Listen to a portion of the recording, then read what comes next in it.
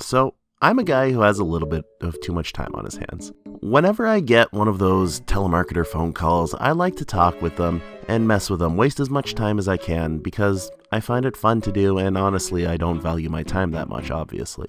I do the same thing when it comes to the emails. However, a lot of the time these emails are automated. You respond and immediately you get a response back asking you to fill out some application, and it doesn't matter how much you respond, you just keep getting the same generic response from a machine. Every once in a while though, you strike the jackpot and you get a person, and those are the ones that I really like to talk to. Recently I've had this one who was a bit of a good time, and I decided that I would read it because I've recently made a video where I discussed the Nigerian prince scam. This guy isn't a Nigerian prince, however, he is offering me quite a bit of money, and it's along the same lines. If you're curious about the video, I'll also add in a card so that you can watch that video. So, I got this email, and honestly, it was pretty much love at first sight. I don't want to read out the entire email, because unlike him, I value people's privacy. But the email did start with Mr. Private, so obviously it seemed really legit right off the bat. So pretty much immediately, he tells me to treat this as urgent and confidential, which honestly I've already broken that because it's not very confidential. But he's the manager of auditing and accounting over at the Bank of African. So in his department, they discovered an abandoned sum of $5,350,000 US, which was in an account that belonged to one of their foreign customers who was from Germany and died along with his entire family in July of 2000 in a plane crash.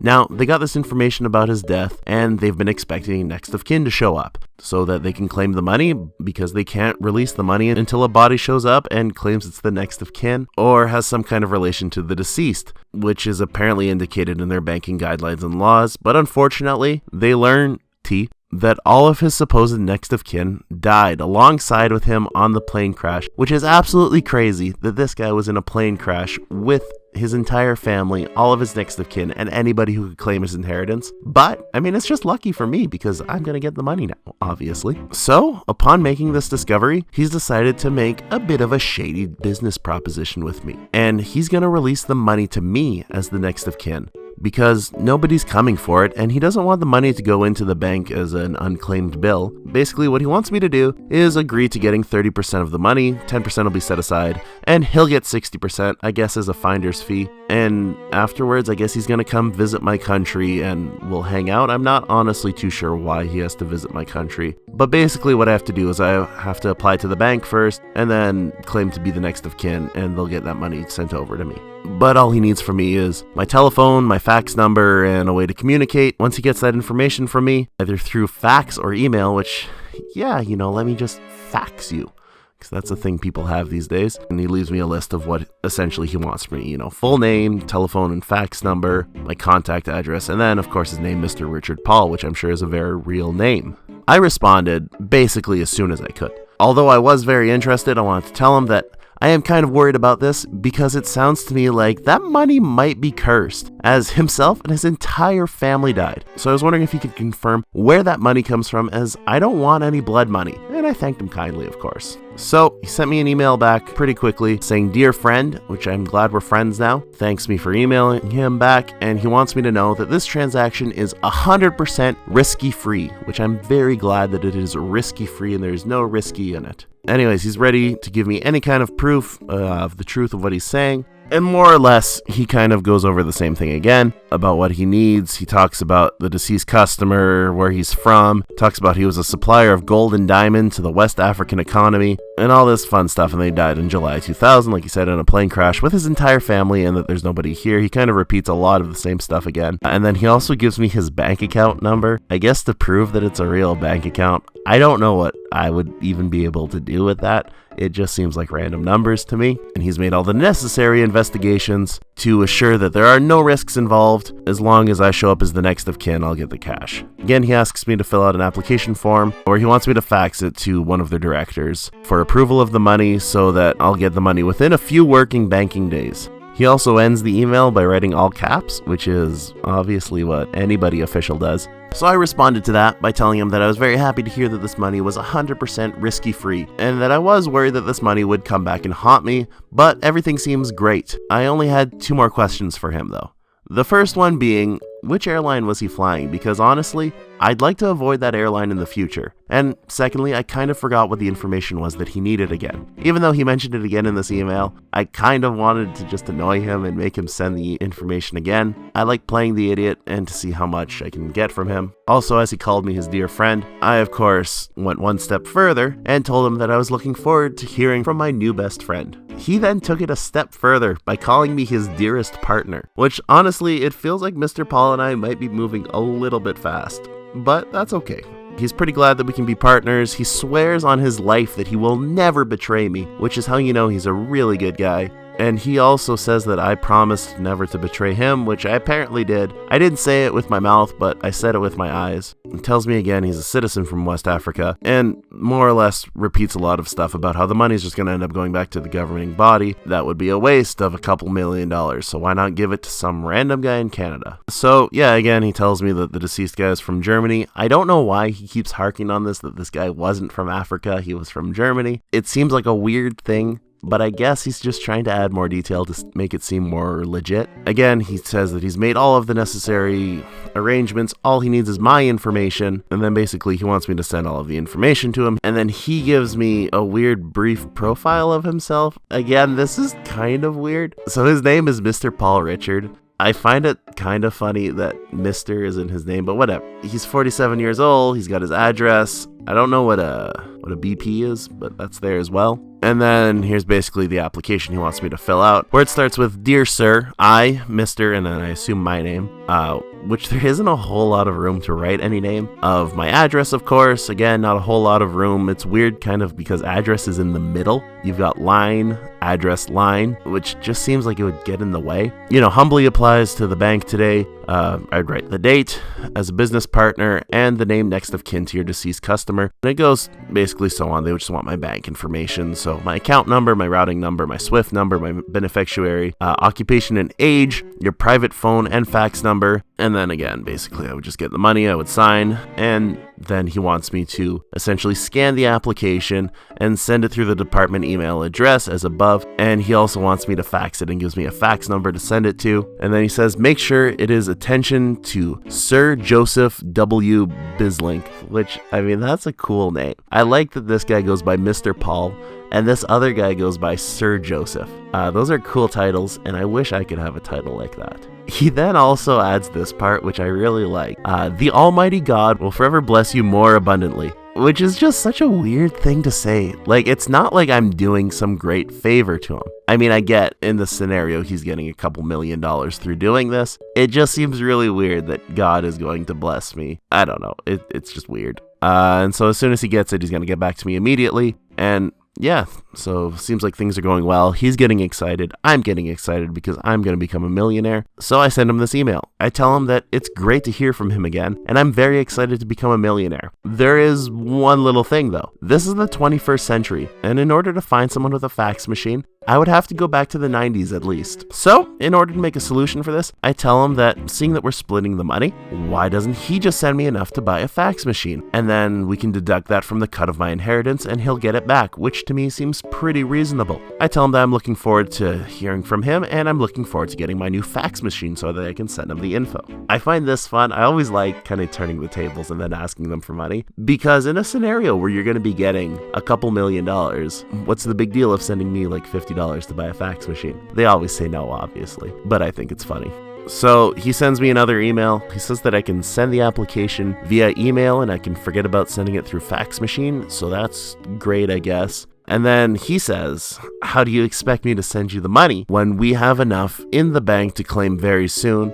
Send the application form to me first before to bank to check if it's okay or not. It seems like a bunch of word soup. I don't totally understand what he's saying, but that's fun. And then he basically just sends me all the emails we've been having up until now. I respond to him, of course, as soon as I could at 6 a.m.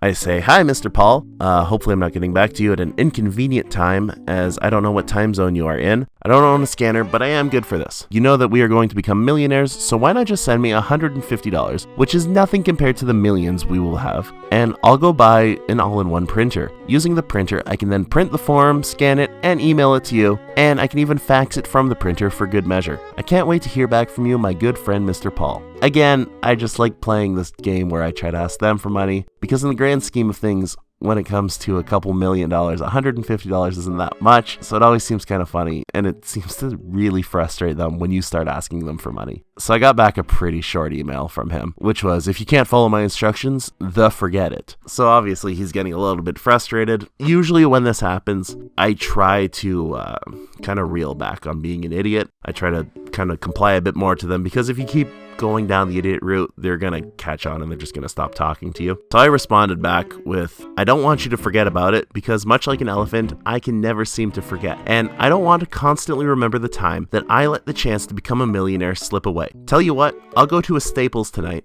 right after work, and I'll get them to help me print the info and scan it for you. Please stand by.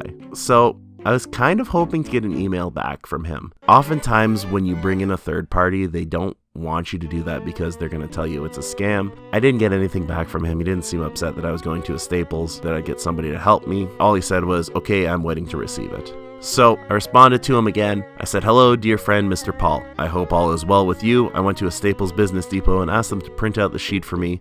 They did so for a small charge, and to my horror, there was hardly enough room on the application to put my name and address. So I asked him if I could get an updated version with ample room for my information. And I add in parentheses that I'm going to need a bit more than average because my pen ran out of ink and all I have is a very large Sharpie. Also, when the transaction is over, I will be deducing 15 cents from him to cover the cost of the print that I got. And of course, I'm always excited for his answer. So after this, he responded to me with an attachment and basically just a simple message saying the application.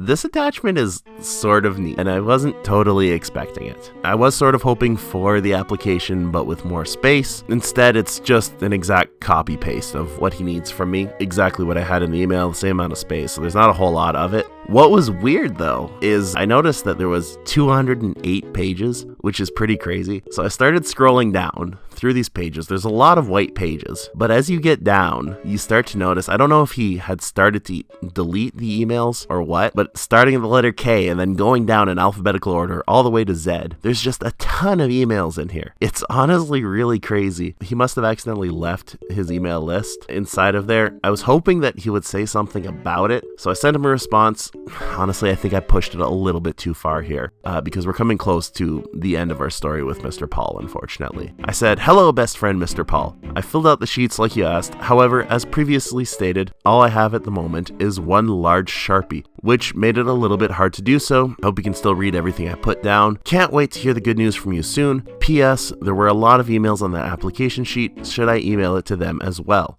I did actually print it and I filled it out with a very large Sharpie that I had with me. I think this was pushing it just a little bit too far for him because you really can't read anything.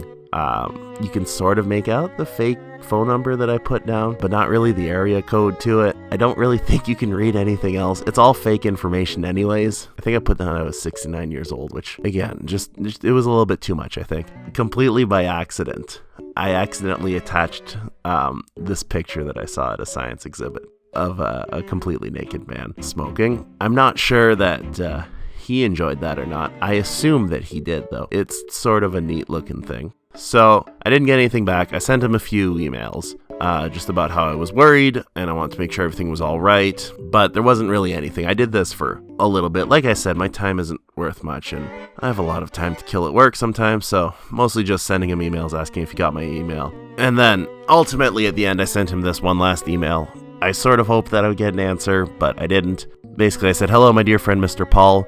I've yet to hear an answer from you, and I can only assume that you've stolen my application and are fraudulently trying to withdraw those millions of dollars. Please just send me a few, and we can call it even though you're trying to steal from me. I was kind of hoping that making some kind of wild accusation would get something out of him, but unfortunately there was nothing, and that's just kind of the way it goes. These are fun to do. I encourage you guys to do them. It's always a good time to just sort of mess with them. I don't think I'm really doing anything to prevent him from getting to other people, because obviously you can answer more than one person's email at once. But it's a good time, and like I said, if you've got some spare time, it's fun to do. And then if you are interested in kind of hearing more about kind of the Nigerian prince scam and that kind of stuff, I made a video about that, so you can click and watch that. Or you can not do that. It's all up to you. I would love to hear from you guys in the comments, kind of stuff you'd like to see from me.